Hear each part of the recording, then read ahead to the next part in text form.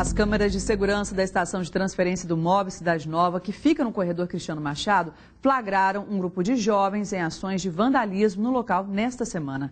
Os 4 rapazes e uma jovem entram na estação e acionam o extintor de incêndio. Depois que a estação fica toda tomada pela fumaça, eles tentam abrir as portas à força. Uma porta foi danificada e teve que passar por manutenção. Segundo o Sindicato das Empresas de Transporte Passageiros de Belo Horizonte, no mesmo dia, outras 3 estações foram alvos de vandalismos e 5 portas foram danificadas.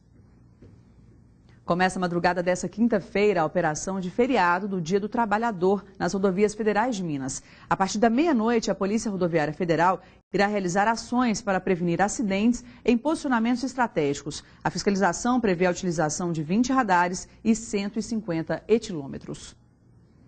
Vereadores da capital realizaram hoje mais uma audiência pública da Comissão Especial de Estudos sobre o desabamento do viaduto Batalha dos Guararapes. A pessoa mais esperada na audiência de hoje era o delegado Hugo e Silva, que já possui inquérito de 1.200 páginas sobre o desabamento do viaduto Batalha dos Guararapes. Ele não justificou a ausência. O vereador Gilson Reis foi quem solicitou a audiência para esta quarta-feira. O parlamento da cidade de Belo Horizonte ela tem responsabilidades. E quando nós convidamos autoridades a prestar esclarecimentos dessa casa, é no sentido de empoderar a Câmara Municipal para ajudar a desvendar os problemas que envolvem talvez um dos mais sérios crimes ocorridos na cidade de Belo Horizonte nos últimos anos. Por ser uma comissão especial, os vereadores não têm poder de convocação. Diante disso, corre pelos corredores da Câmara uma lista para a abertura de uma CPI, que já possui 9 assinaturas. O presidente da comissão, o vereador Henrique Braga, não concorda muito com a abertura de uma CPI. Segundo ele, os trabalhos dos vereadores teriam que começar tudo do zero. Henrique vai pedir à presidência da Casa a prorrogação da comissão especial por mais 90 dias. Os membros da comissão esperam ainda ouvir o delegado Hugo Silva, além de conseguir alguns documentos que já foram solicitados à Prefeitura da capital. Quem foi culpado? Quem será responsabilizado? Eu não acredito que seja uma pessoa só. Vai ser mais pessoas. Eu não acredito que seja só uma firma, vai ser mais firmas. O viaduto Batalha dos Guararapes foi projetado pela Consol e construído pela Covan. As 2 empresas já foram responsabilizadas pelo Ministério Público por causa da tragédia que aconteceu no dia 3 de julho de 2014.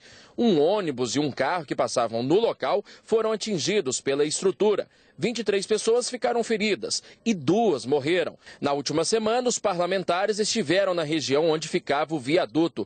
Eles conversaram com os moradores. Durante o encontro, ficou bem claro que ninguém quer trincheira na Avenida Pedro I. Nós podemos ter outros instrumentos ali no entorno da Lagoa do Nado, que é próximo da Lagoa do Nado, que é uma vinculação, espaço cultural, espaço de lazer na região. E para falar sobre essa novela, né, Lindenberg, do viaduto, eu recebo ele, Carlos Lindenberg, nosso comentarista político. Conta uma coisa pra gente, essa prorrogação significa o quê? Monique, boa noite. Boa noite. Significa que não quer apurar nada. Essa comissão não tem poder algum. Você vê que convocou, convidou, não pode nem convocar. Convida as pessoas e o delegado não foi, simplesmente. Para apresentar um inquérito, né, que a gente havia até comentado aqui, que seria entregue, né, com a investigação. Não vão fazer isso. É 90 dias aí para não fazer nada. A Câmara poderia estar lá, uma CPI, mas o prefeito não quer CPI. Portanto, a Câmara fica com essa coisa de pedir prorrogação. É para não resolver nada, não vai indiciar ninguém, não tem poderes para isso. Uma CPI, sim, mas o prefeito não quer e a Câmara fica refém do prefeito. Enquanto isso, não há punição, ninguém é culpado, ninguém é punido, fica por isso mesmo, como se a tragédia não tivesse existido, né? Não se apura a responsabilidade, principalmente isso. A punição é depois, mas tudo bem, vamos apurar a responsabilidade. Mas não vai ser assim que vai apurar a responsabilidade. Para isso, já tem a polícia. A polícia apura a responsabilidade.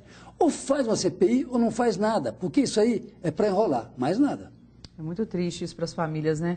Agora, um outro assunto que a gente comentou aqui essa semana foi bem polêmica, né? Do Palácio da Liberdade. O que você revelou aqui que virou tema lá na Assembleia hoje? É a questão dos cupins, né? Os cupins estão destruindo a madeira no Palácio da Liberdade e o palácio foi fechado em janeiro para um tratamento lá da madeira do palácio. Só que o governo não quer admitir que é cupim que está fazendo isso. É o quê? Portanto, fala que a reforma tem que fazer, mas não é cupim mesmo. Ocorre que o deputado Lafayette Andrada, hoje, entrou com um pedido para que haja uma audiência pública convocando o secretário da Cultura, o presidente do IEFA e o curador do Palácio para explicar o que está acontecendo no Palácio da Liberdade. Muito obrigada, Lindenberg. Boa noite, Monique. Boa noite. Uma pesquisa da UFMG revela que 30% dos motoristas de ônibus em Belo Horizonte e na região metropolitana foram afastados do trabalho no ano passado por problemas de saúde. As principais causas são estresse e o trânsito caótico.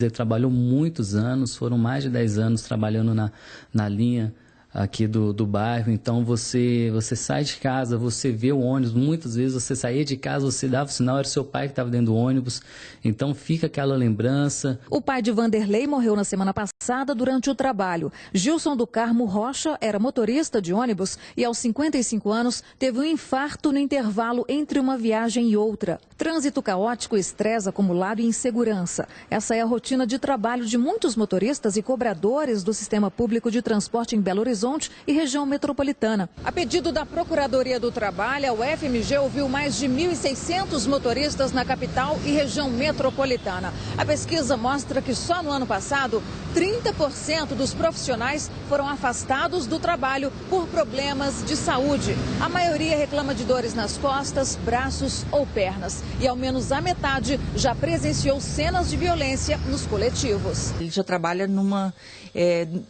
submetido ao clima. Então, se estiver chovendo, se estiver alagando, ele está ali submetido àquela questão meteorológica, né? Ele se submete ao calor excessivo, ao congestionamento de trânsito, né? ao excesso número de passageiros que entram no ônibus diariamente. A psicóloga faz um alerta. Ela pode chegar num momento de exaustão, onde a pessoa entra realmente num estado depressivo e pode levar até a morte, né? Então é uma questão que a gente tem que juntar forças para poder trabalhar para que isso não aconteça. Em nota, o Sindicato das Empresas de Transporte Passageiros de Belo Horizonte informou que, para combater os efeitos dos desgastes da atividade, as empresas possuem departamento médico e realizam anualmente a Semana Interna de Prevenção de Acidentes de Trabalho.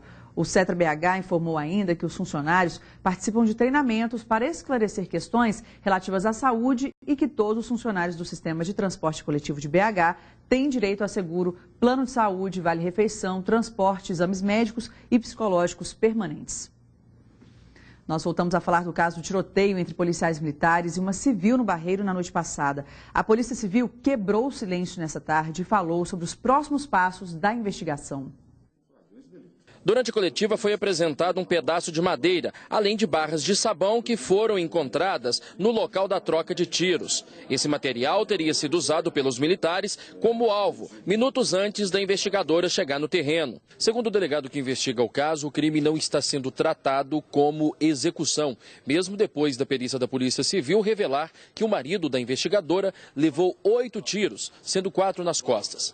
As versões de que a policial civil tinha sido cantada pelos militares minutos antes do homicídio e de que as vítimas tinham negócios envolvendo vendas de joias também serão investigados. Vamos estudar todas as nossas linhas investigativas, exauri-las, objetivando a apuração da verdade real dos fatos. O fato dos policiais civis e militares não terem se apresentado no momento da abordagem também é um mistério para o delegado. Isso porque a investigadora, que foi interrogada na manhã de hoje em um hospital da capital, não relatou em nenhum momento essa ação. É um fato que nos causa estranheza, né? Porque a perícia já afirmou que entre os 7 tiros que a vítima tomou, 4 foram pelas costas. Mas nós não estamos aqui ainda tratando de execução, porque ainda não temos a dinâmica do fato. Essa edição está terminando. Muito obrigada pela companhia. Até amanhã às 6h50. Boa noite.